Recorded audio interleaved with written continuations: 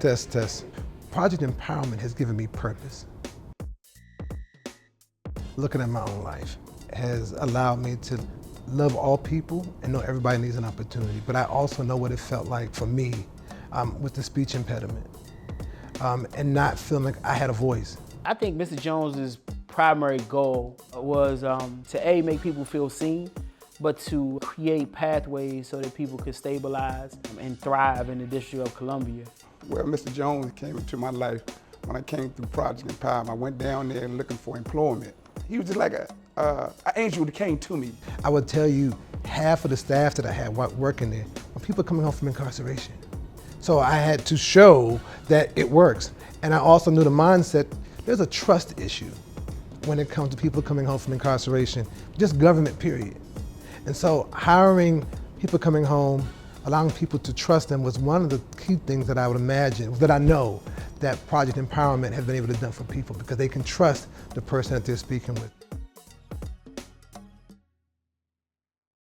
As I mentioned, I grew up in Upper Marlboro, Maryland. I've been living in DC for about 30 years, DC proper. Growing up, I had a speech impediment, probably since I could remember. It was me and I had two brothers. It was really interesting. It was actually, in some ways, very scary. When I say that, I mean I had great parents, and I still have great parents. Didn't have to worry about getting put out. We had, good home, going places, can't get words out, and stuttering, all of that was there. And having people to tease, and actually family members who did not mean any harm, but none of that helped me. It wasn't the best, but I mean, I know there's been worse. But for me internally, I did not feel good about Charles Jones, or what people call me today is Chuck Jones. Was able to go to good high school, college, grad school, the kind of master's degree in psychology. Started a program called Project Empowerment in 2001. Prior to that, I worked at DC Housing Authority, and I ran their employment and training program. I was asked to come over to DOS, Department of Employment Services, and create a program to support people with barriers, meaning people who were previously incarcerated. It took about 9 months to put it together, and 22 years later, we've served over 18,000 DC residents. Well, Mr. Jones came into my life when I came through Project Empowerment. I went down there looking for employment. I had all my notes and my classes that I took when I was in Lewisburg, right? I was just looking around, and I saw a guy that I didn't know. First he asked me my name. I said, Kevin Mayfield. I said, I just did 20 years in prison, and I'm looking for employment. He said, Mr. Jones said, well, maybe I can help you, right? I said, you can help me? He said that they're doing orientation around the corner right now, but right now, since you just coming in, I can't put you in orientation right away. So he said, if you come back in a couple of days, like 3 or 4 days, we have orientation. I will not forget when I met Kevin Mayfield. I remember him walking into the lobby. And it's funny enough, he had all this paperwork, like a folder full of stuff that says, I've done this in my life. I mean, over the last 20 years, he was what they call programming while he was incarcerated. But unfortunately, those certifications did not necessarily work, did not translate or transfer out here in the community. And with him, I remember Project Empowerment actually had a waiting list of hundreds of people to get into the program. He came in one day, he told me, he said, mister, I've been gone for 20-something years, I need a chance. And initially when he came out, I said, you know something? There's an orientation around the corner, but the class was full, but he came back. So it was a snowy day, but I was in the halfway house. And I came all the way from the halfway house, my cousin brought me down there. And I so happened to see Mr. Jones again. So he said if 2 people didn't show up at the time, that he would put me in the program. It was a snowy day. I mean, it looked like we had about 5, 6 inches of snow in 2007. And I came down there and the people didn't show up.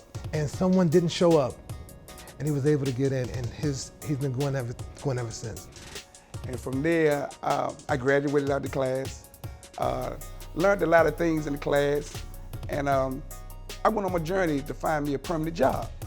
And as Kevin has been amazing, it's probably, probably 20 years now, but he's been able to do it and show others that it's possible. And I'm just so thankful for Kevin, but not just Kevin, thousands of DC residents who've taken the opportunity to show others that they can do it.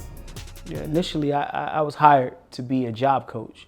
The framework of Project Empowerment was subsidized employment. It was a transitional jobs program. People were placed on work sites with employers. Pretty much the employers get an opportunity to take them for a test drive. And if they did well, they would get hired permanently. That was the model.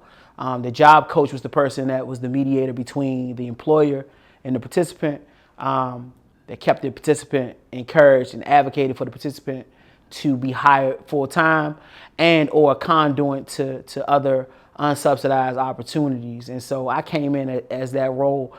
That's sort of where I feel like I came into my own as a professional, honestly, and what many people, would know me to be, right? That helped launch me into everything else I did after that.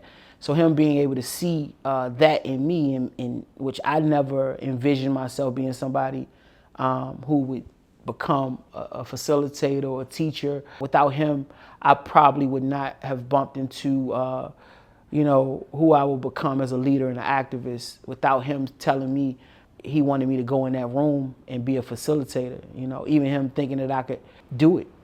So yeah, I'm forever grateful for Mr. Jones for that. One of the things that I thought or knew in creating this program, that it was more than just about finding a job. It was really about giving people hope, motivating people. And so therefore, what I knew based on my own life experience is that people needed support. People needed to feel like they were somebody. And so the focus was on initially making them feel whole and also giving them the understanding that there's hope. And what I realized is that based on giving people hope, they can continue to move in a path of doing things positive. The program has case managers, but more specifically, you have people to give them the support. There was a life skills class, and most of the programs prior to me starting Project Empowerment, most classes only talk to you about how to find a job. This program talked about how to change your life, how to feel good about yourself, who you are, where you're going, and knowing that you're okay with who you are today as you're trying to become better.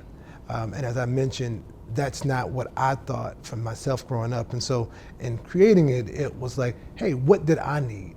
His impact is immeasurable, honestly, to help people identify gainful employment, to hire people onto his own staff that were program participants, the level of buy-in and trust that he created, again, is so significant.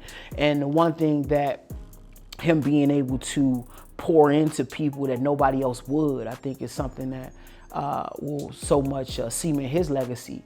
And I really think it's understated in a sense. And we look at the last 25 years in the District of Columbia, specifically talking about returning citizens, talking about anything aimed at returning citizens. Mr. Jones has had his hand in it. Even when you start talking about things that wasn't necessarily solely Department of Employment Services programming, but if you look at the Office of Neighborhood Safety and Engagement Pathways program, the Georgetown Pivot program, the Georgetown Paralegal program, and others, Project Empowerment was a foundational partner, and none of that happens without Charles Jones' leadership.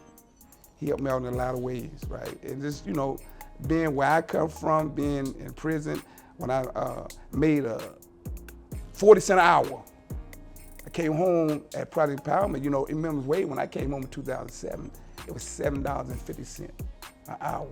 But some people probably wouldn't want to work for $7.50 an hour. But I had my mind set up that I had to do what I had to do. I had to make money meet. So the lifestyle I used to live, I had to make changes in my life.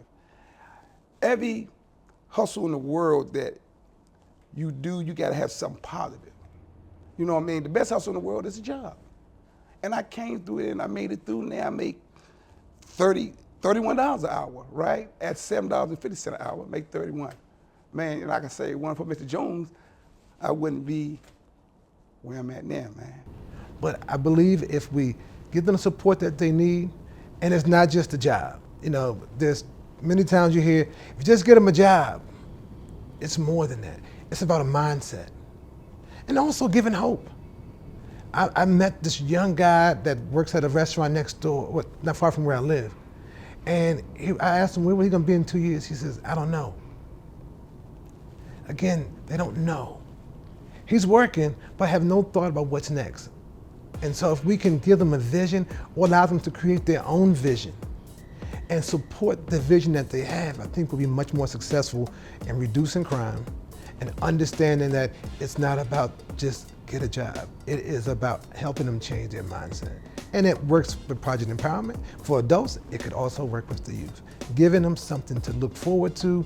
You know, you can see things in people that they can't see in themselves, and I think it's incumbent upon you as the individual that have that vision, or you see that for that person, to let that person know that and hold that person accountable to being all that they can be. I think that's what I've gleaned from him the most, to do that, and I try to do that in my work, in my leadership, to let people know that I see something in them, and that my expectation is that they perform at that level, or that they think about the next level,